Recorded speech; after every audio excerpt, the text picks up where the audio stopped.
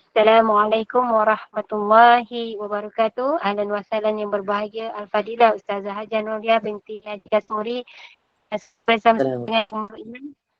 Walaupun ada halangan, insya-Allah alhamdulillah rezeki kan dapat juga walaupun lewat. Alhamdulillah. Yang saya kasihi sahabat takbiran Gamalul Iman yang dirahmati lagi dikasihi oleh Allah Subhanahu wa taala. Sahabat yang tahu dan dekat. Tapi sentiasa istiqamah berada di dalam halaqah ilmu. Syukur alhamdulillah.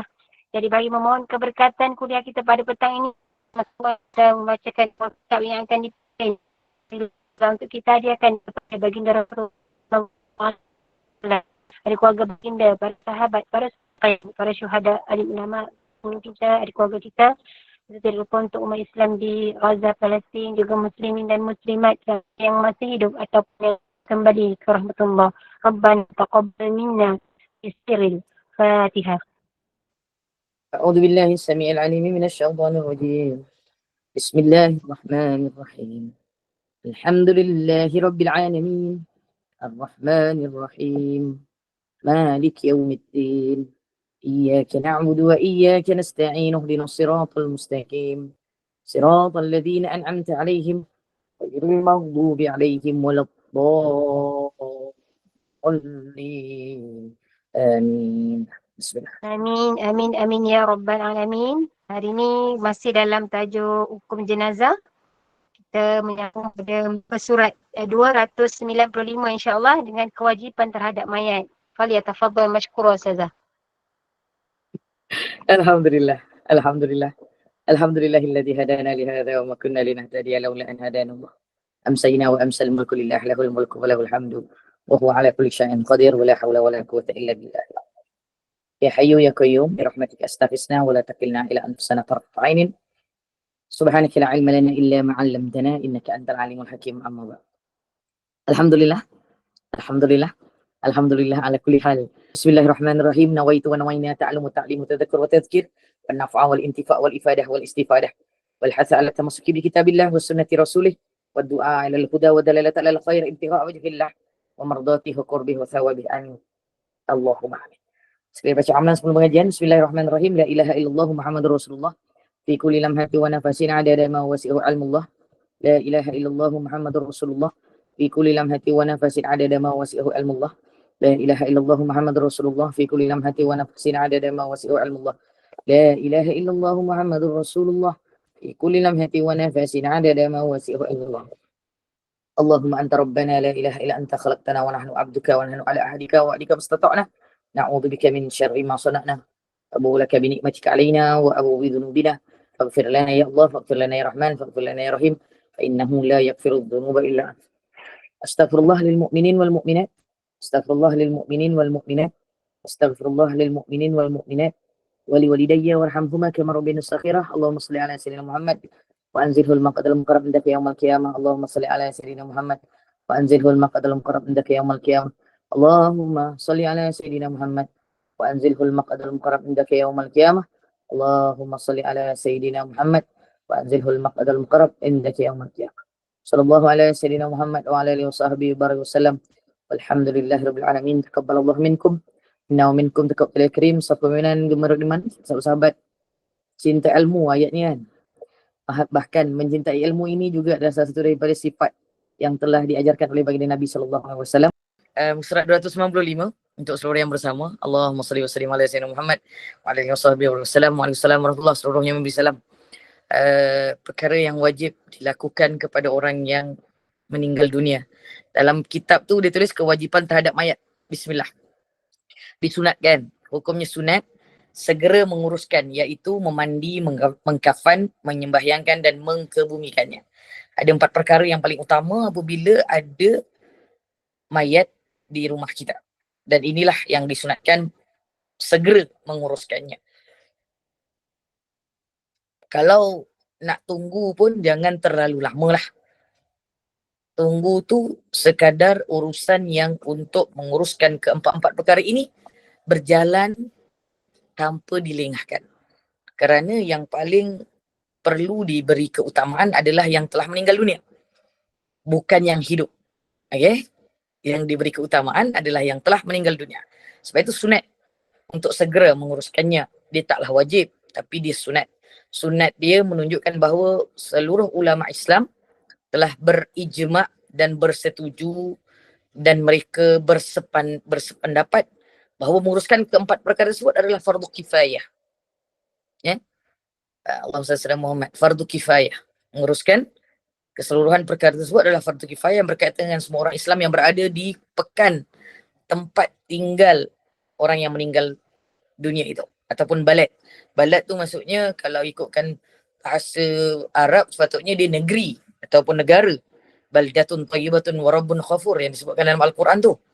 Tetapi dalam konteks yang ini adalah lebih kepada kampung. Kampung. Bila dia cerita kampung ni, tempat kita tinggal lah ataupun taman. Allahumma salli ala Sayyidina Muhammad wa ala alihi wa sahbihi barakallahu. Jadi subhanallah, bila cerita tentang perkara ini, jika tidak ada seorang pun di kalangan mereka yang melakukan kewajipan tersebut, kewajipan fardu kifayah itu, maka semua yang berada di tempat itu berdosa. Yang ini kita memang sentiasa tahu dan faham dan belajar. Dan hari ini kita diulang semula dan diulang dah ingatkan. Jadi selalu kalau kita dengar perbualan-perbualan umat manusia pada zaman sekarang ni, dia bahasa mudahnya nak cakap orang lain buat, kita tak payah buat. Macam mudah sebenarnya, orang lain buat, kita tak payah. Tetapi hakikatnya, hukum fardu kifayah ini, kita meletakkan diri kita ini, Allahumma salli ala Sayyidina Muhammad, pada satu tempat yang di mana kemuliaannya akan diberikan oleh Allah dan ditinggikan di sisi Allah dan meninggikan sunnah baginda Nabi. Ada 3 perkara yang perlu diingat. Dia ditinggikan, kemudian dimuliakan, kemudian akan meninggikan sunnah baginda Nabi SAW. Dan sunnah yang besar ini hukumnya rupanya di syariat baginda Nabi SAW mengikut mazhab Imam Syafi'i ini adalah fardu kifayah. Betul lah, sebagian besar yang buat, orang lain kira menjadi perkara yang diselamatkan. Manusia yang diselamatkan. Tak payah tu bahasa mudah lah. Bahasa yang paling tinggi di sisi Allah dan di sisi syariat adalah mereka diselamatkan oleh Allah melalui beberapa orang yang telah menguruskan jenazah ini. Begitu. Jadi kalaulah kita ini diberi pilihan untuk menguruskan atau tidak, ramai yang tak berani menguruskan. Sebab saya baru menghadiri satu kursus pengurusan jenazah. Sampai ada satu persoalan tu, dia tanya begini. Macam mana nak hilangkan rasa takut dan seram tu, nak menguruskan jenazah? Lepas tu saya jawablah sikit, bukan bantu ustazah tu. Saya bantu untuk orang yang bertanya tu. Ustazah tu dah jawab panjang lebar dah. Sebab ada ustazah yang menguruskan, bukan saya lah. Saya cakap, manusia yang mati ni, dia tak ada manfaat dan tak ada mudarat. Itu yang telah disebutkan oleh Rasulullah SAW. Dia tidak ada mudarat dan tak ada manfaat dah. Jadi kita lah yang kena fikir hidup ni. Sampai bila kita nak memberi manfaat? Sebelum kita mati lah. Tapi kita tahu kita mati bila? Cakap bahasa Inggeris sikit petang ni, walaupun dah lambat masuk ni. We never know. Kita tak tahu. Kita tak tahu bila kita meninggal dunia. Jadi cubalah kita berusaha untuk melakukan satu kewajipan ini walaupun dia cuma fardu kifayah.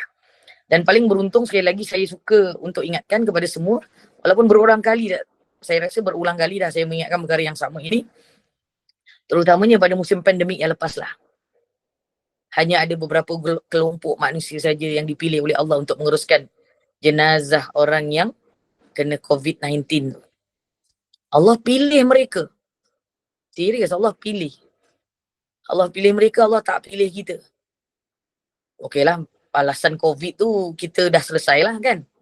Memang tak boleh sebab tak boleh ramai-ramai dan mereka perlu ada, dia ada kesihatan yang baik, dia ada maksudnya dia ada keberanian dan dia juga ada keupayaan. Allahumma salli ala Sayyidina Muhammad, juga dia punya kesihatan yang baik ketika menguruskan perkara itu. Itu yang kita tahulah dari segi mata kasar kita. Subhanallah walillahilham. Apabila melihat perkara ini, saya ingin membawa kepada semua yang bersama, sahabat keluarga besar Gemba Nur Iman ini dan sahabat yang berada di FB Live saya petang ni. Cuba kita fikirkan suatu hari nanti kita akan meninggalkan dunia. Siapa nak uruskan kita? Adakah orang akan tali untuk tolong kita. Kita tak boleh mandi sendiri dah. Kita tak boleh Allahumma salli ala Muhammad kafankan diri kita sendiri dah. Kita juga tak mampu lagi dah untuk buat perkara-perkara. Solat itu semua dah terputus. Bahkan untuk masukkan diri bergulik-gulik masuk tu kan. Masuk dalam kubur pun tak boleh. Tak mampu.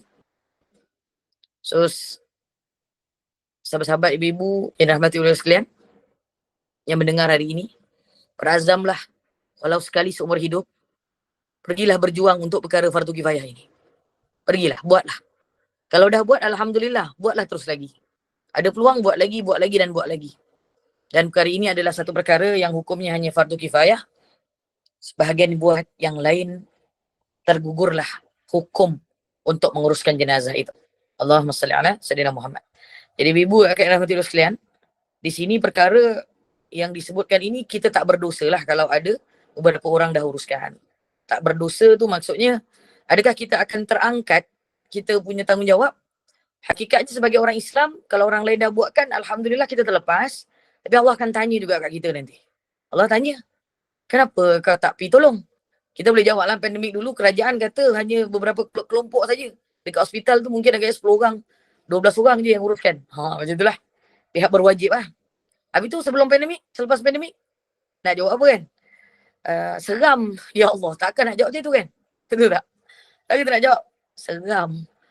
Sedangkan seperti mana saya katakan tadi, tak ada mudarat dan tak jaga manfaat kepada orang yang sudah meninggalkan dunia ini.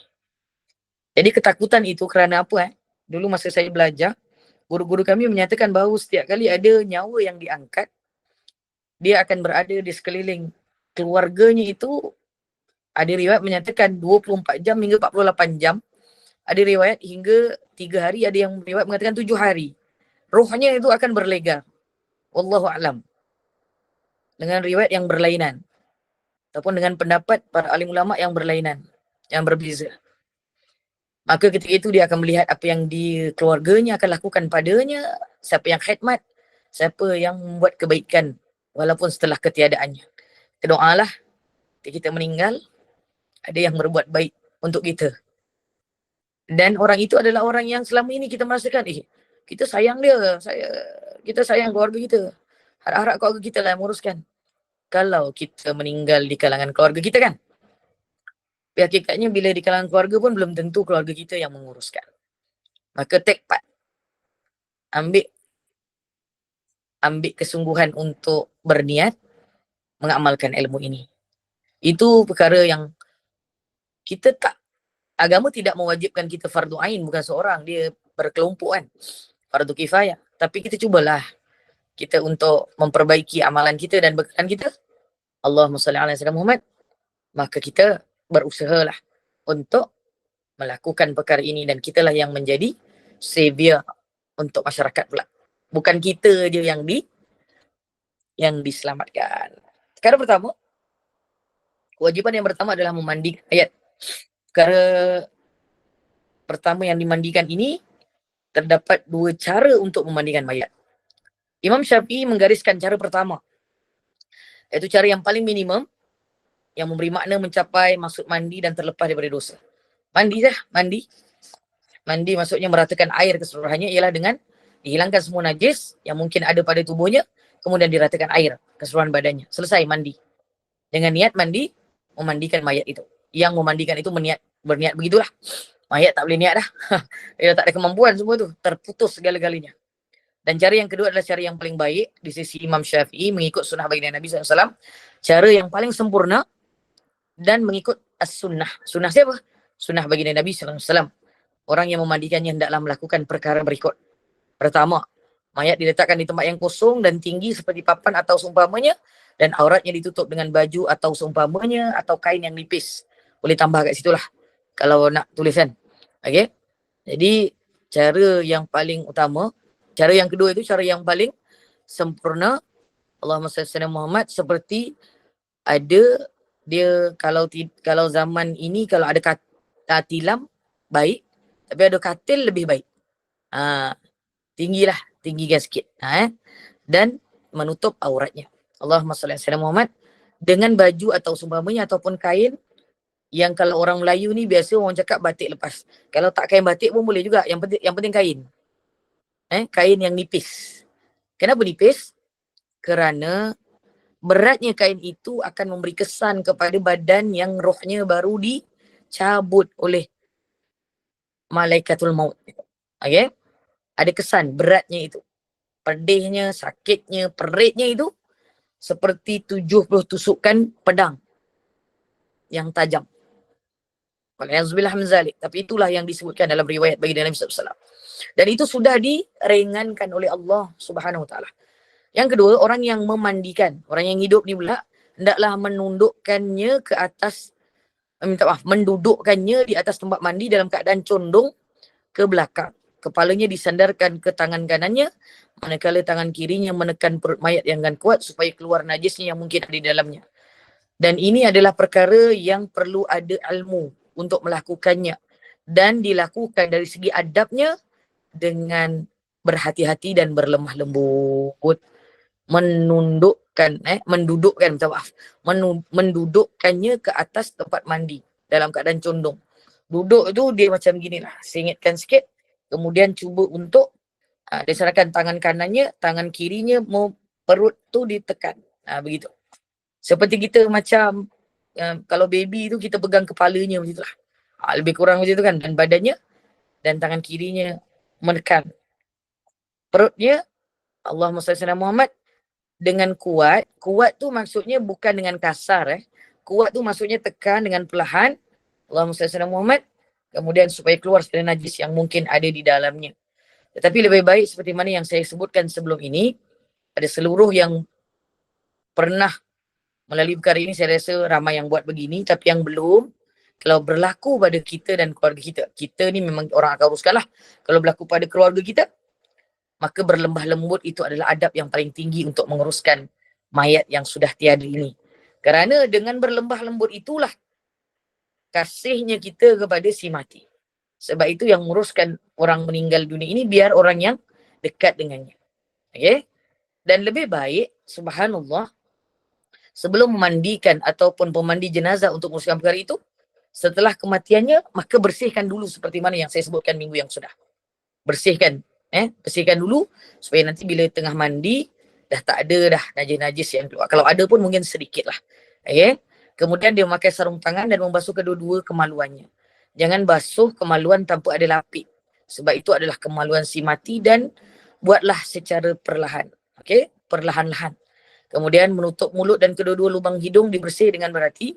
Mulut dan kedua-dua lubang hidungnya dibersihkan dengan berhati-hati supaya air itu meratai di dalam hidupnya seperti mana kita Allahumma salli ala Muhammad, kalau kita berwuduk tu kan kita masukkan air sedikit kan perlahan-lahan begitulah. Iftirash tu kan, iftirash pula salah. Maksudnya intishar tu yang kita masukkan air. Tapi dia tak boleh masukkan sendiri. Kita masukkan pelan-pelan lah. Kemudian kita keluarkan perlahan-lahan. Allahumma salli ala Muhammad. Kemudian Allahumma salli ala Muhammad. Diambilkan wuduknya sebagaimana orang hidup berwuduk. Subhanallah. Dan ketika ambil wuduk ini, kalau orang lelaki, lebih baik orang lelaki lah. Kalau orang perempuan, baik orang perempuan. Tapi kalau suami isteri, bolehlah. Tapi selalunya kalau yang meninggalnya suami, isteri jarang berada mandikan. Tapi boleh tak mandikan? Boleh. Kalau suami pula, kalau isteri meninggal, boleh tak tolong? Boleh. Dua-dua boleh. Tak ada masalah. Okay? Allahumma salli ala Sayyidina Muhammad wa ala alihi wasallam.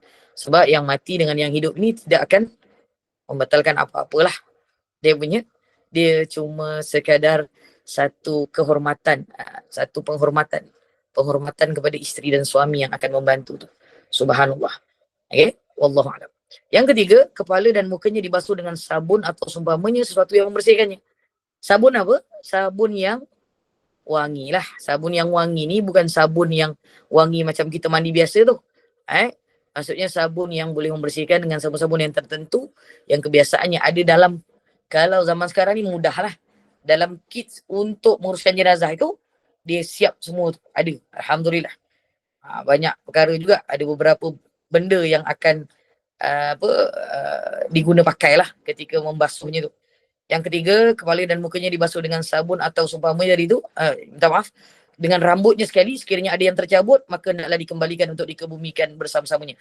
Ketika tengah menguruskan tu, kalau ada rambut yang gugur, ambil dan masukkan ke dalam. Jangan dibuang. Itu sunnahnya. Okay, dan dikebumikan bersama-sama. Yang keempat, dibasuh dengan sempurna semua bahagian kanan, bermula dengan anggota selepas mukanya bahagian hadapan. Sama macam kita hidup, dimulakan dengan bahagian kanan, dengan anggota selepas muka. Daripada muka ni terus kanan ke bawah, macam itulah. Macam kita mandi. So kita yang hidup ni, sunnahnya meninggal pun begitu, yang hidup patutnya lebih lagi lah. Ibu-ibu semua, Allahumma salli ala Sayyidina Muhammad wa ala alihi wa sahbihi wa barakatuh. Jadi suami isteri bersama anak-anak, jangan ada orang luar. Tak semesti juga, kadang-kadang keluarga ni dia tak apa, dia tak mahir semuanya. Dia perlukan pertolongan. Pertolongan daripada Assalamualaikum. Dia perlukan pertolongan daripada orang lain. Allahumma salli ala Muhammad. Kak Mazni, nampak aurat kita yang memandikan jenazah. Sebab itu kita ketika memandikan jenazah tu, kita tak boleh buka kain tu.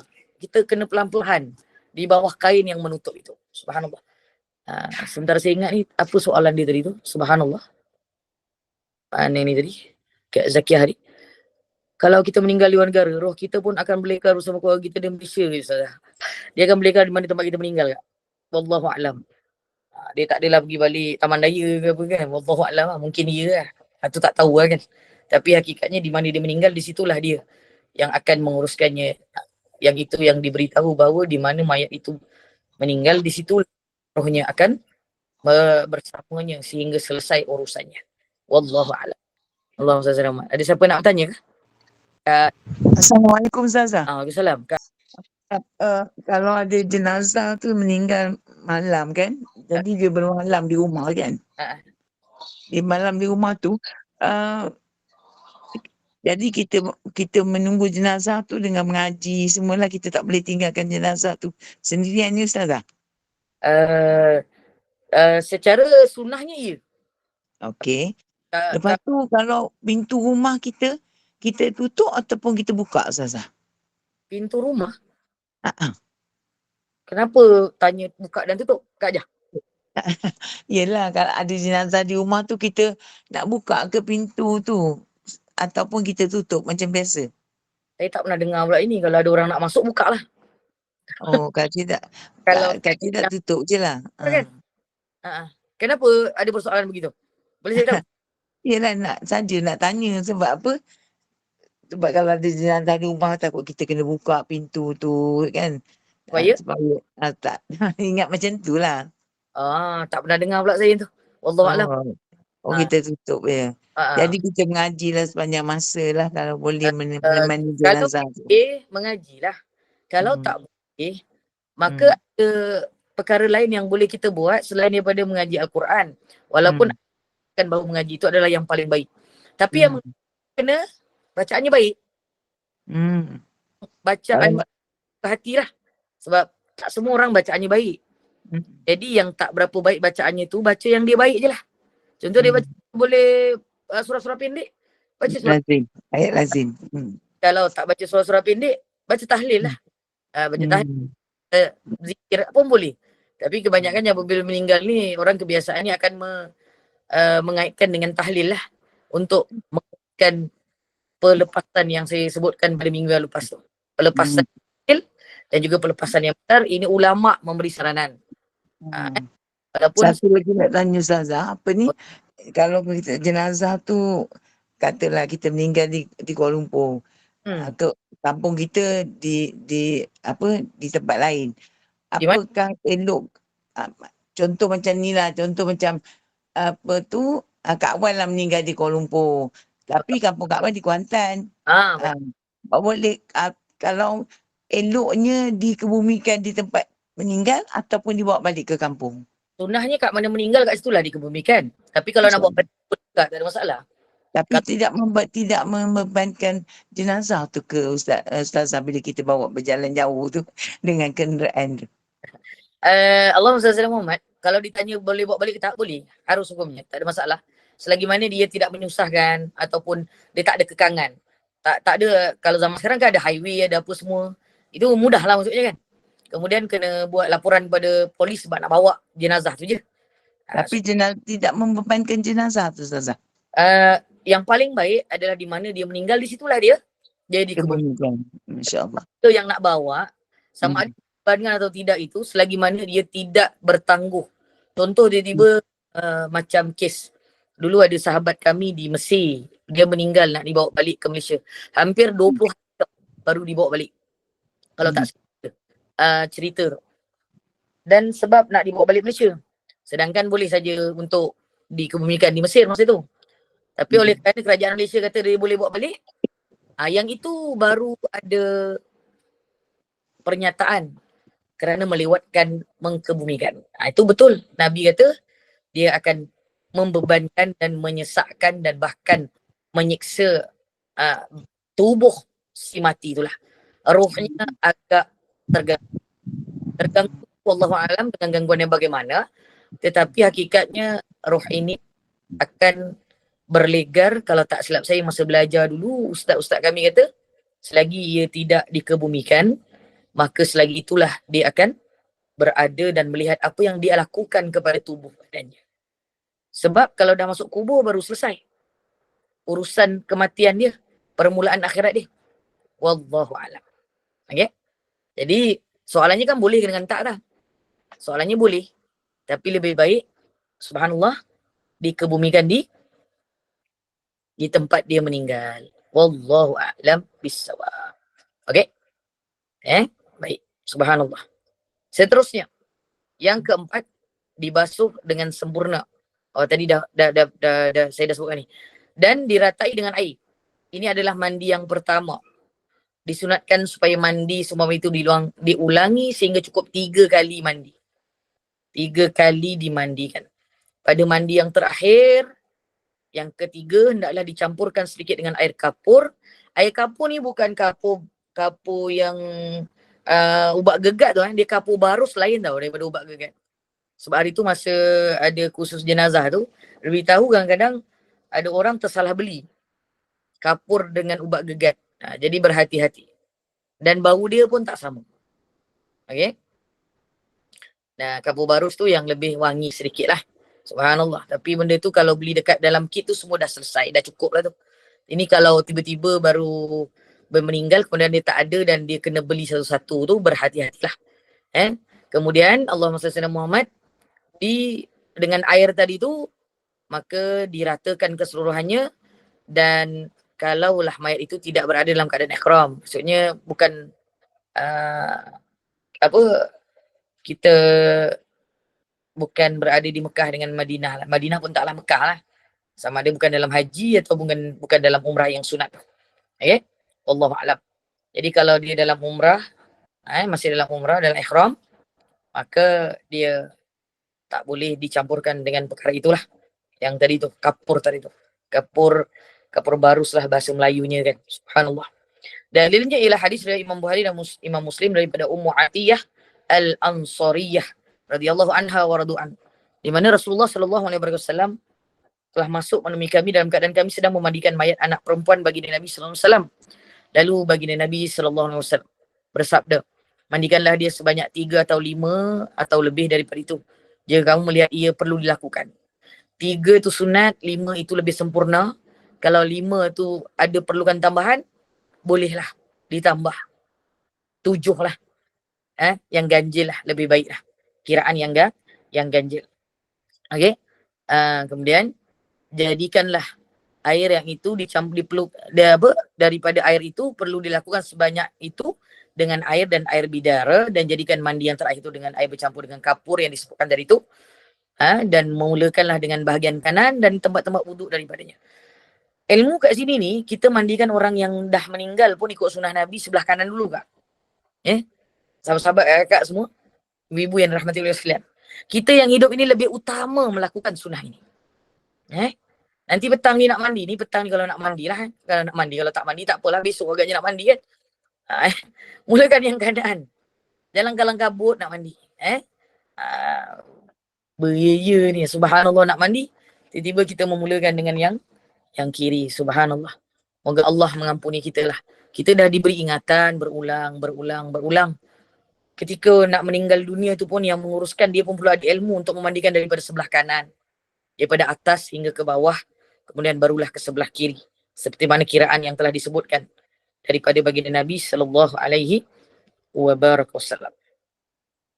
Sekiranya mayat tersebut berada dalam keadaan ihram, maka dia dimandikan seperti orang lain tanpa dicampur dengan kapur atau lain bahan yang punya bau yang wangi itu. Itu je beza. Orang yang dalam ihram dengan tidak dalam ihram.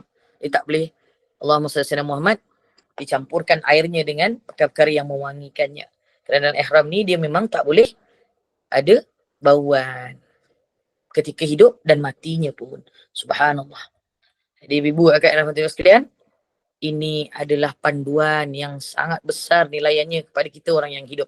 Tapi kalau di dalam ihram ni biasa dekat Mekah sajalah kan. Dekat Mekah ni yang menguruskannya kita tak tahu. Ahli keluarga pun kadang-kadang ada rezeki boleh turut serta. Ada tak ada rezeki pun kita kena tunggu je kat luar. Doa lah kalau berlaku perkara itu. Masa kita, kalaulah kita itu diuji oleh Allah begitu, keluarga kita diuji dan kita ada berada di situ, minta izin lah dan berdoa pada Allah, mudah-mudahan aku boleh menguruskan keluarga. Kita pun doalah besok kalau kita kat mana-mana pun. Kita orang Malaysia, tapi tiba-tiba tak meninggal kat Malaysia. Tak ada ahli keluarga, tapi ada kawan-kawan yang bersama. Harap-harap kawan-kawan yang sama-sama boleh jalan-jalan, boleh gelak-gelak ketawa dengan kita, bergembira. Ketika kita meninggal pun dia boleh bantu kita untuk menguruskan jenazah kita. Itu penting. Begitu je dengan pasangan kalian lah. Pasangan semua manusia kat dunia ni, jangan hidup saja bersama dalam kebaikan. Kematian itu juga perlu diuruskan dengan sebaiknya. Kalau dia tak boleh untuk bersama memandikan, sebelum dimandikan, seperti mana sebelum ini saya ingatkan, bersihkanlah dulu sebagai isteri. Suami pun boleh tolong bersihkan. Sebab baginda Nabi masuk ketika anak baginda Nabi dimandikan dan baginda memberi panduan kepada para sahabiah yang memandikan anak baginda sallallahu alaihi wasallam. Kalau tidak, takkan Nabi boleh masuk dalam tempat tu dan bagi tahu macam mana nak mandikan mayat kan. Subhanallah. Begitu juga dalil yang seterusnya, cerita seorang lelaki dalam keadaan ihram. Maka jangan sentuhkan, meletakkan kepalanya dengan wangi-wangian, atau jangan kamu menutup kepalanya. Kalau jenazah lelaki dalam ihram, tak perlu tutup mukanya lah dan kepalanya gitu. Okay? Sesungguhnya Allah akan membangkitkan pada hari kiamat dalam keadaan rambutnya melekat antara sama lain. Dalam riwayat lain dalam keadaan mengucap talbiyah ketika dia dalam keadaan ihram. Ini kemuliaan bagi orang yang meninggal dunia dalam ihram. Tapi ada beberapa persoalan. Kat sini tak ada orang tanya pula, saya sertakan sajalah. Bagaimana dengan segala urusan yang dia dibangkitkan itu dengan keadaan kebaikan, tetapi kalau dia ada urusan dunia yang tak selesai, keluarganya kena menyelesaikan urusan dia juga. Kenalah, wajib lah. Kalau dia ada hutang, kena uruskan. Kalau dia ada harta, kena difaraidkan. Ataupun dibahagikan sama rata lah. Dan kalau ada wasiat, perlu diselesaikan. Sama je. Cuma nanti bahasa bangun di hadapan Allah, di hari akhirat, maka dia akan dimuliakan kerana dia ketika itu berada di dalam keadaan ihram, dalam keadaan melakukan ibadah, sama ada haji ataupun umrah. Haji dan umrah yang wajib ataupun umrah yang sunat. Mayat lelaki wajib dimandikan oleh orang lelaki dan mayat perempuan wajib dimandikan oleh orang perempuan. Sebagaimana yang terdapat dalam hadis yang lalu. Walau bagaimanapun, suami dibolehkan memandikan isterinya dan sebaliknya. Sekiranya tidak terdapat orang yang akan memandikan mayat perempuan kecuali lelaki ajnabi atau sebaliknya, maka gugur kewajiban memandikannya dan digantikan dengan tayamum. Kalau tak ada orang yang mahramnya ataupun suaminya atau keluarganya, semua tak boleh buat, maka tergugurlah untuk dimandikan. Yang ada semua orang yang bukan mahram dia dan bukan ahli keluarga dia. Lelaki semua, tak ada perempuan. Dia meninggal. Maka dia akan digantikan dengan tayamum. Subhanallah. Maka selesailah. Bersihkan tubuh badannya dan ditayamumkan. Kena diingat, tayamum ini adalah perkara yang hanya ada 2 anggota sahaja. Tetapi badan yang lain perlu dibersihkan tak? Perlu juga. Subhanallah. Okay? Yang kedua, mengkafankan. Kurang-kurang cara mengkafan yang dituntut ialah mayat dibalut dengan selai kain yang menutup seluruh badan dan kepalanya sekiranya dia tidak berada dalam keadaan berihram. Ditutup rapat keseluruhannya sebelum dimasukkan ke dalam liang lahat tu nanti. Okay? Yang diwajibkan adalah pakaian kain yang menutup aurat menurut pendapat yang lebih sahih, lebih asah, bahawa sesungguhnya cara yang sempurna adalah kalau dia mayat lelaki, 3 light. Memadai. Setiap satu berukuran dengan kadar panjang mayat dan lebarnya sekira-kira boleh membalut seluruh badannya. Okay? Kalau dia tinggi dia 6 kaki ke, jadi Kainnya tu dalam 7 atau 7,5 atau 8 kaki lah. Sebab nak dibalut kan. Panjangnya dan juga lebarnya. Lebih kurang lah. Ataupun Allahumma salli ala Muhammad, kalau tak sama besar pun panjangnya lah. Tetapi lebarnya itu lebih kurang macam mana panjangnya saja. Subhanallah. Tapi kalau sama panjang pun, kadang-kadang kain kan ada 50 inci, ada 60 inci kan. Ikutlah dulu. Yang penting panjangnya tu yang paling utama. Sebab ikut ketinggian si mati. Jangan ikut ketinggian kita yang potong. Orang dia potong kain, dia pergi ikut dia punya tinggi pula kan. Ikut tu yang meninggal punya tinggi. Subhanallah. Makruh dikafankan dengan selain kain putih. Makruh. Nanti ada orang tanya, sebelum orang tanya aku jawab lah.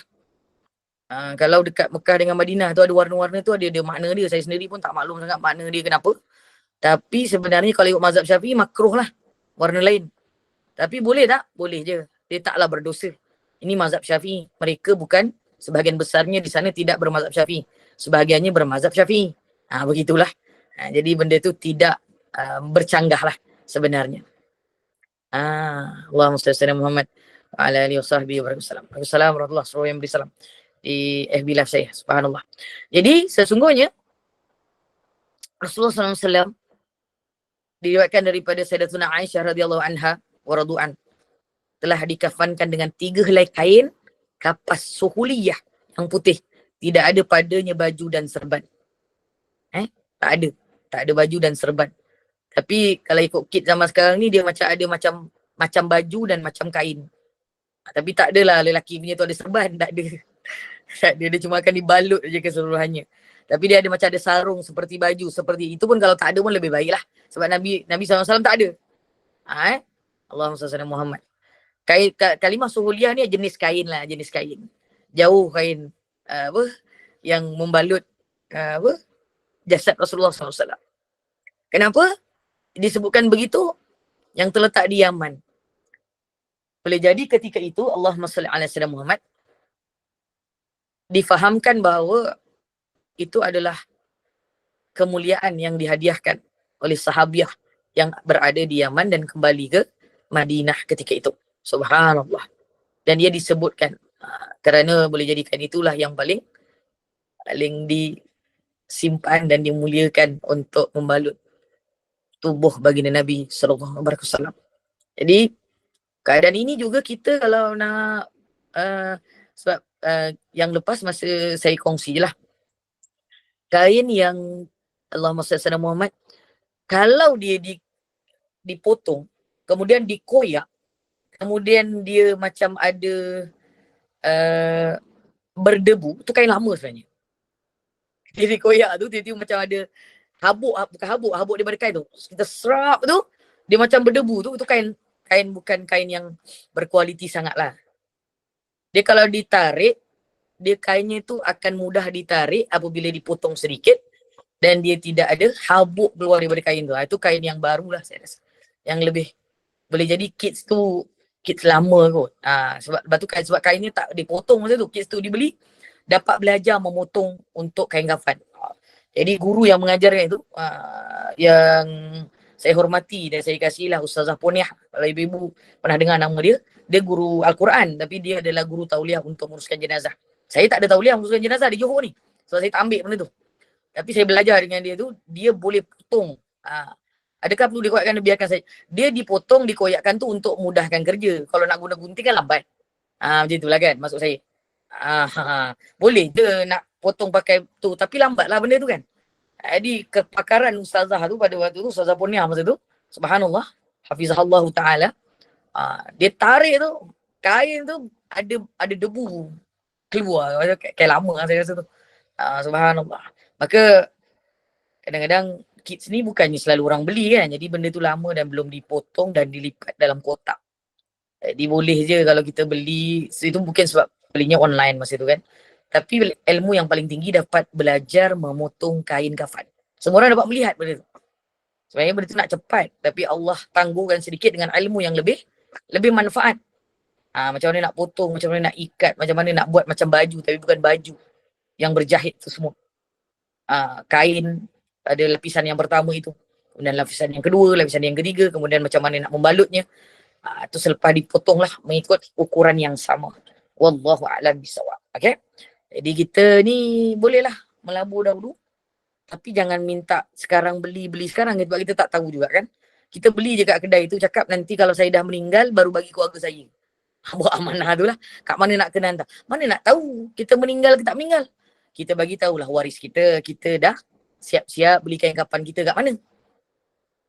Berani tak? Ada orang ke tidak? Okey, Kak Irma berani. InsyaAllah. Ustazah, kawan tak belikan kapan tapi kawan siapkan satu beg, kain batik lepas, tuala, tutup jenazah, semua kawan siapkan satu beg. Kawan beritahu dengan anak-anak kawan, hari ni kalau Umi mati, semua ada dalam ni. Tapi kain kapan tak ada lah situ. Siapkanlah sekali. Ni ada masa ni. InsyaAllah. Boleh je. Tapi bukan sekarang. Sebab nanti kalau kita memang tahu hari ni meninggal, senang. Yang kita tak tahu bila meninggal, subhanallah, maka kita buat persediaan di mana mak dah siap-siap. Mak dah siap-siap belilah. Nanti kalau mak meninggal, belilah, ambil lah tu. Tiba-tiba tak meninggal dekat KL, tak meninggal dekat Selangor. Meninggal pula dekat Mekah dengan Madinah. Amin. Allah SWT tak berani Tak berani, mudah-mudahan diberi keberanian lah. Mudah-mudahan insyaAllah. Jadi kalau di mana pun kita berada, pasti ada rezeki yang menguruskan untuk segala keperluan kita lah. InsyaAllah. Biiznillah. Tapi kalau ada persediaan, boleh jadi Allah akan meninggalkan kita di tempat yang kita membuat persediaan itu. InsyaAllah. Allahumma salli ala Sayyidina Muhammad. Al-Imam Tirmizi dan lainnya meriwayatkan bahawa Nabi SAW bersabda, Ilbasu min thiyabikumul bayad fa innaha min khairi thiyabikum wa kaffinu fiha mautakum. Subhanallah. Ini ingatan daripada baginda Nabi SAW. Ingatan kasih sayang lah untuk semua yang bersama petang ini. Bahawa baginda Nabi mengatakan pakailah pakaian kamu yang berwarna putih. Terutamanya bagi orang lelaki bukan orang perempuan, orang lelaki. Orang perempuan boleh tapi kena pastikan kainnya tebal dan tidak jarang dan tidak menjolok mata lah. Allahumma salli ala Muhammad wa alihi wasahbihi barakallahu. Jadi sesungguhnya ia ada antara sebaik-baik pakaian kamu. Sebenarnya pakaian putih ini adalah sebaik-baik pakaian yang disukai oleh baginda Nabi SAW. Bukan saja pada hari Jumaat. Bagi orang yang nak pergi menghadap Allah Subhanahu Wa Taala, kain batik bolehlah tu kain batik persiapan itu sebagai penutup je. Tapi kain kapan ni lah. Saya pun sedang berusaha lah untuk menyiapkan kain kapan saya juga ni lah. Saya dah ada kedai mana saya nak tempah tu kan. Sebab saya bolehlah buat tempahan kat situ. Bayar ansuran pun boleh saya rasa tu. Bayar ansuran Yalah sampai kita meninggal nanti habislah bayar agaknya. Wallahu alam. Okey, sikit itu selingan. Kemudian sesungguhnya dan kafanlah dengannya orang yang mati di kalangan kamu. Sebab itu Imam Syafi'i mengatakan selain daripada warna putih hukumnya makruh. Tapi mazhab lain tidak mengatakan begitulah. Hanya sebahagian besar daripada yang mengikut jejak langkah pandangan Imam Syafi'i ini yang mengatakan bahawa kain putih itu adalah kain putih yang paling Allahumma shalli ala Muhammad disukai oleh baginda Nabi SAW. Bahkan untuk orang yang meninggal dunia ini, kain putih itu jelah yang paling baik. Ini berdasarkan riwayat Imam Abu Daud dan lainnya. Nabi SAW telah memerintahkan Nabi SAW umira itu antakafuna ibnatuhu Ummu Kalthum radhiyallahu anha bidzalik. Nabi SAW telah memerintahkan supaya anak perempuan baginda Ummu Kalthum dikafankan dengan keadaan yang demikian. Keadaan apa? Memakai kain kafannya warna putih. Itu adalah perintah baginda Nabi SAW. Ini sekiranya mayat tidak berada dalam keadaan berihram. Sekiranya mayat berada dalam keadaan berihram, maka wajib dibuka kepalanya bagi mayat lelaki. Sebagaimana dalam hadis yang menceritakan tentang seorang lelaki yang mati dalam keadaan dia berihram, lalu dipijak oleh untanya, manakala hukum membuka muka mayat perempuan yang berada dalam keadaan berihram, samalah hukumnya dengan kepala mayat lelaki. Kalau lelaki dengan kepala sekali dibuka, kalau perempuan muka sahaja. Kalau lelaki dengan kepalanya, itu tahulah di dalam ihram. Jadi kalau mayat perempuan di mukanya itu dalam keadaan ihram itu maksudnya. Okay? Yang ketiga, sekali lagi boleh menyembahyangkan dalil disyaratkan hadis dari Imam Bukhari dan Muslim daripada Abu Hurairah radhiyallahu anhu warḍuan. Rasulullah sallallahu alaihi wasallam berasa sedih dengan kematian An-Najasyi. Siapa An-Najasyi ini? Raja Habasyah. Raja Habasyah. Raja Habasyah. Dia dikategorikan sebagai apa? Maksud Ustazah, Dia masuk Islam sebelum dia meninggal tapi dia tak dikategorikan sahabat sebab dia tak sempat jumpa Rasulullah kan. Kalau bukan sahabat dipanggil apa? Apa Ustazah? Tapi itulah Hanya Rasulullah solat ghaib sebab kematian dia kan. Iyalah, dia dikenali sebagai apa? Kalau bukan sahabat. Lepas sahabat apa? Tabi'in. Aywa, tabi'in. Kena ingat. Ni dah begitu banyak kali ni tentang Raja Najasyi ni. Tabi'in yang hidup di zaman Rasulullah SAW tapi tidak pernah bertemu dengan baginda Nabi SAW. Jadi dia bukan sahabat, dia tabi'in. Tabi'in. Itu tabi'in. Tabi'in. Sebab itu ada sebutan minan nabiyyin wa siddiqin wa syuhada'i wa salihin wa hasuna ulaika rafiqa, itu ditambahnya min ashabi Rasulullah SAW wa tabi'in wa tabi'in wa li awliya'i wal mursalin. Kemudian ditambah lagi wa syuhada'i wa salihin wa hasuna ulaika rafiqa. Diulang semula. Inilah untuk kita mendoakan mereka semua, termasuklah tabi'in, termasuklah Raja An-Najasyi ini. Baginda keluar menuju ke tempat sembahyang, lalu baginda mengatur saf mereka para sahabat dan bertakbir dengan 4 kali. Sembahyang ini adalah dikenali sebagai salatul janazah. Dan salatul janazah ini Raja Najasyi dekat Habasyah. Tapi Nabi dekat Madinah. Allahumma salli ala sayyidina Muhammad. Bila begitu, subhanallah, ia dikira sebagai salatul ghaib dan itulah permulaan syariat salatul ghaib. Dibolehkan. Subhanallah. Kita boleh buat sebenarnya. Saya ingat lagi masa Ramadan yang lepas, ada jamaah ibu mertuanya, ibu saudaranya, keluarganya lah, meninggal dan saya berada di Mekah.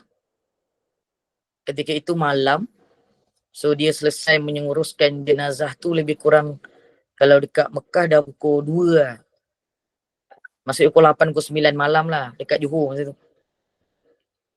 Jadi subhanallah, ketika itu dah selesai, maka saya solat jenazah daripada Mekah untuk almarhumah tu lah.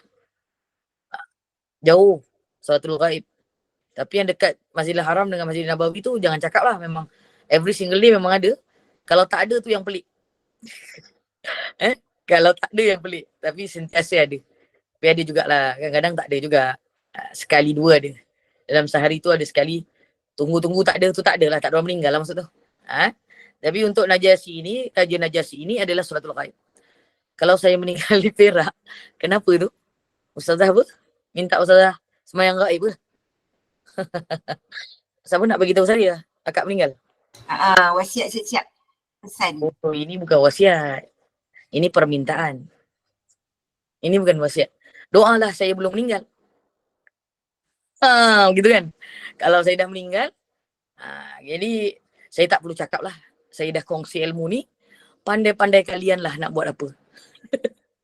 Ini peringatan dan perkara yang secara indirectly lah sebenarnya permintaan.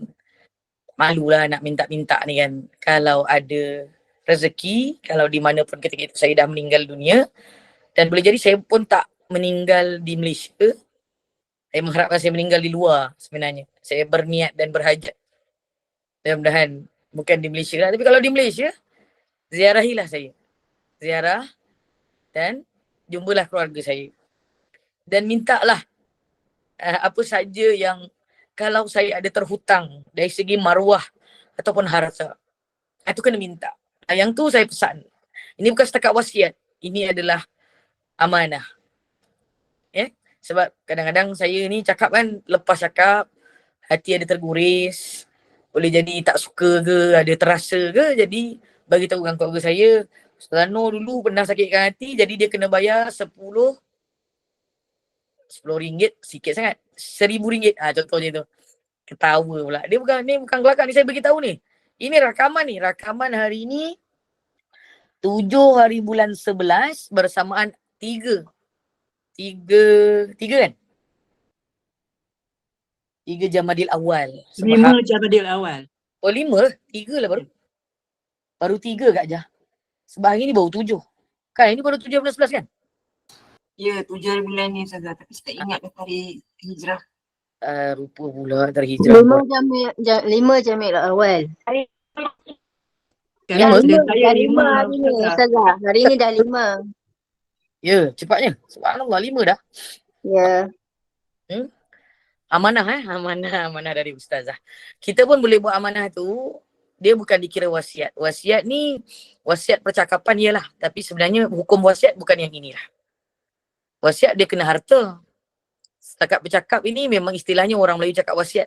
Tapi sebenarnya dia adalah satu peringatan dan juga amanah lah. Amanah ni kalau tak boleh dibuat, saya tak ada kat Malaysia, tak apalah. Kalau kat saya lah kat negara, buatlah solatul ghaib. Dengar je perabaran Ustazah Nur meninggal, Nurlia binti Kasmuri lah. Mungkin ada nama Ustazah Nur lain ke, bukan. Jangan sembahyang dulu. Confirmkan dulu aku betul-betul meninggal. Subhanallah walillahilham. Okay, itu saja. Allah Ustazah Muhammad, sebenarnya dah 6.30 ni, saya nak tambah sikit tapi dah lambat juga. Jadi solat ini adalah yang paling mudah, subhanallah. Nanti saya share dengan Kak Amnira cara solat jenazah yang paling mudah, yang paling ringkas. Semua orang kena tahu perkara ni. Kalau korang nak nanti, walah itu macam ngugut Ustazah. Kalau korang kau nak disembahyang, kau kena sembahyangkan orang, bahasa mudahnya. Tidaklah. Kalau kau tak sembahyang jenazahkan orang pun, orang akan tetap sembahyangkan kau Kak. Cuma ramai dengan tak ramai je. Jadi kalau nak ramai, kita kena selalu ambil peluang untuk solatkan orang lain yang tak meninggal dunia. Ambil peluang. Orang tak buat, kita buat. Kita sedang menyelamatkan ummah ketika itu. Kita buat benda fardu kifayah. Allahu Akbar. Jangan ambil mudah perkara ni. InsyaAllah. Moga Allah bantu kita lah. Buat dah, buat lagi. Jangan buat dah, buat lagi. Sampai mati kita buat benda ni. Kita dengar je orang meninggal, walaupun jauh, buat suratul ghaib. Macam mana Nabi buat kepada Raja An-Najasyi. InsyaAllah. Nabi solatkan ghaib untuk seorang raja yang dulu dia adalah Nasrani. Kemudian dia, Allahumma salli ala sayyidina Muhammad, bahkan dia Nasrani yang betul-betul Nasrani ya. Kemudian dia beriman kepada Allah dan beriman kepada Rasulullah SAW. Kita ni memang dah tahu dah sama-sama berislam dan beriman. Tapi dengar, innalillahi wa inna ilaihi raji'un, doa apa semua dah. Tapi sebab solat jenazah tak buat ni. Subhanallah. Buat InsyaAllah. Yang seterusnya adalah takbir dengan takbiratul ihram dengan keadaan berniat sembahyang kat atas mayat. Cara berniat dah terlintas dalam hati macam mana sembahyang biasa tu. Dengan 4 takbir kat atas mayat sebagai fardu kifayah. Kemudian selepas bertakbir kedua, tangannya meletakkan atas dadanya. Macam mana kita sembahyang macam biasa ilmu mazhab Syafi'i tu. Kemudian membaca Fatihah. Yang ketiga, setelah Fatihah sempurna, dia bertakbir untuk kali kedua dalam keadaan mengangkat kedua tangan hingga ketiga. Maksudnya takbir yang ketiga tu adalah takbir kedua selepas Fatihah. Takbir pertama adalah takbiratul ihram yang rukun tu. Kemudian yang ketiga itu kecuping telinga, kemudian diletakkan. Kecuping telinga tu maksudnya parahnya orang lelaki dia ada 2. Satu sama ada dia macam ini bawah, dia macam ini pun boleh. Dua-dua boleh. Kita bawah aja. Kita bawah ni saja. Subhanallah. Kemudian berselawat. Paling afdal surah Ibrahimiyah. Kalau tak, Allahumma salli ala Muhammad. Selawat, Allahumma salli ala sayyidina Muhammad. Tapi kalau imam lama, bacalah surah Ibrahimiyah. Biasanya mereka baca surah Ibrahimiyah. Kemudian yang keempat, bertakbir untuk kali ketiga. Dan berdoa untuk si mati selepas takbir tersebut. Adalah tujuan paling besar sembahyang. Takbir yang terakhir itu sebelum salat adalah tujuan paling besar solat jenazah. Mendoakan dengan doa apa? Subhanallah. Tuh, muka surat 300 tu yang panjang tu. Tapi paling tidaklah kalau dia lelaki. Allahumma gfir lahu warhamhu wa'afihi wa'fu anhu. Allahumma gfir lahu. Allahumma gfir lahu. Allahumma gfir lahu. Kalau tak hafal, itu je lah baca. Ataupun tak tahu bahasa Arab, ya Allah ampunkanlah dia. Ya Allah ampunkanlah dia. Ya Allah ampunkanlah dia. Kalau ramai, ya Allah ampunkan mereka. Ya Allah ampunkan mereka. Ampunkan mereka ya Allah. Macam tu. Subhanallah. Dan yang paling maksur adalah surat dekat kitab surat 300. Dekat yang Kak Irma tunjuk ni saya tak tahu surat apa. Tapi dalam kitab surat 300. Okay? Dan yang paling utama, doa yang paling lagi baik adalah surat 301 tu panjang. InsyaAllah kita akan sambung bacaannya pada pertemuan akan datang. Saya akan mengulang sedikit. Banyak doa ni. Mana satu yang paling utama yang kita nak utamakan doa ini. Dah boleh start menghafal. Jangan nasi Allah maghfir lahu je. Kita ada masa ni. Selain daripada Allahumma ighfir lahu, paling tidak muka surat 303 tu yang paling kebiasaannya diguna pakai. Allahumma ighfir lahu warhamhu wa'afihi wa'fu anhu wa akrim nuzulahu wa wasi' madkhalahu wa aghsil bima'i wassalji wal barad wa nakkihi minal khataya kama yunaqqas thawbal abyad minad dansi wa abdilhu daran khairan min darihi wa ahlan khairan min ahlihi wa zawjan khairan min zawjihi wa adkhilul jannata wa qilihi fitnatul qabr wa azaban nar. Amin. Allahumma amin. Itu saja untuk petang ni. InsyaAllah kita akan sambung dan kita akan ulang sekali. Untuk seluruh bacaan doa ni, untuk si mati. Lepas ni jangan yang pendek aja kita baca. Panjangkan sedikit. Panjang sikit lah, boleh lah. InsyaAllah nanti Kak Amira atau Kak Azrina atau Kak Irma ataupun Kak Intan, aku sebut yang muda-muda ni, share lah doa ni di Allahumma salli ala Muhammad di grup Gemar Nur Iman. Dan juga di Facebook Gemar Nur Iman yang ada muka saya hari ni tu. Iklan saya hari ni, masuk kat situ. Ya, Kak Nur Saadah, last. Assalamualaikum Ustazah. Waalaikumsalam. Masa mengkafankan jenazah, lepas tu semua ahli keluarga dia bagi peluang untuk lihat muka jenazah kan. Selepas tu dah habis semua ditutup. Lepas tutup tiba-tiba ada pula yang tertinggal nak tengok. Boleh ke dibuka semula ikatan untuk tengok? Boleh. Selagi mana pergi kawasan perkuburan. Tapi nanti kat kubur pun dibuka juga. Okey Ustazah. Terima kasih. Allahu'alam bisawab. Itu saja untuk petang ni. Terima kasih banyak. Minta maaf atas kesulitan hari ini. Moga kesulitan ini Allah akan ganti dengan kebaikan yang banyak, dengan kesabaran dan ketabahan ibu-ibu. Walaupun berkurang yang melihatnya, yang mendengarnya dan melihatnya, tapi Allah mencatatlah siapa yang berusaha untuk mendengarnya. Hujan di mana-mana katanya ni. Sebenarnya line saya juga tak berapa stabil sebenarnya ni. Nanti saya check lah balik semula dengan saya punya sahabat-sahabat yang tahu tentang laptop saya ni. Sebab dah lama tak buat kelas online sebenarnya. Kelas saya semua offline. Subhanallah walillahil hamd. Moga Allah memberikan kemudahan untuk kita bersama. Saya minta maaf jika terkasar bahasa tersilap bicara. Saya serahkan kembali kepada Kak Amnirah. Wallahu a'lam bissawab. Barakallahu fikum khairan. Terima kasih kepada tim Gemar Nur Iman, sahabat-sahabat pencinta ilmu yang telah mengimarahkan kuliah kita pada petang ini. Masya Allah, mudah-mudahan kita sama-sama dapat ibrah, dapat manfaat. Mudah-mudahan barakah, mudah-mudahan Allah kurniakan nipah rahmat kepada kita. Ustazah, saya buat bahan satu saja kuliah kita hari ini bersama dengan Fadil Ustaz Muhammad Khairul Fahmi bin Muhammad Anwar dengan bacaan surah Yasin, tahlil, doa dan juga bacaan surah Al-Mulk. Kita tidak ada kuliah Isyak kerana Ustaz Dr. Haji Muhammad Ashraf bin Suharin masih tidak sihat. Jadi kita sama-sama teruskan berdoa untuk Ustaz. Mudah-mudahan Ustaz dikurniakan syifa yang sempurna. Amin ya rabbal alamin. Saya mewakili Gemar Nur Iman mohon maaf sekiranya ada kata yang tersilap bicara, ada tutur yang tersilap atur, yang baik itu datang daripada Yang Maha Esa. Segala kekurangan, kesilapan, kekhilafan datang daripada saya yang menggala hamba. Mohon sekali lagi Fadilah Ustazah untuk menutup dengan tasbih kafarah dan suratul Az. Saya sudahi dengan wabillahi taufiq wal hidayah. Wassalamualaikum warahmatullahi wabarakatuh. Waalaikumsalam warahmatullahi wabarakatuh. Bismillahirrahmanirrahim. Innal insana lafi khusr illa alladhina amanu wa 'amilus solihat wa tawassaw bil haqqi wa tawassaw bis sabr. Sadaqallahul adzim. Rabbana taqabbal minna du'ana ya Allah. Rabbana taqabbal minna du'ana ya Rahman.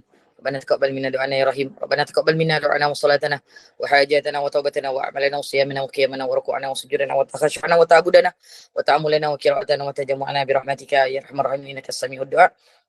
Allahumma jam'ana hadzal jam'an marhuma wa tafarruqna min ba'di tafarruqan ma'suma wa la taj'al fina wa la ma'na wa la matba'una syaqiya wa la matruda wa la mahruma wa hab lana musi'ana li muhsinina li muqassirina li 'amilina li wajhikal karim ya arhamar rahimin irhamna ya Allah. Rabbana 'alaika tawakkalna wa ilayka anabna wa ilaikal masir. Rabbana atina fid dunya hasanah fil akhirati hasanah wa qina adzabannar wa adkhilna jannata ma'al abrar ya aziz ya sattar ya ghafar ya rabbal alamin. Ya Allah, beri kami kesabaran, ketabahan, kurniaan yang besar dengan usaha kecil kami ini ya Allah.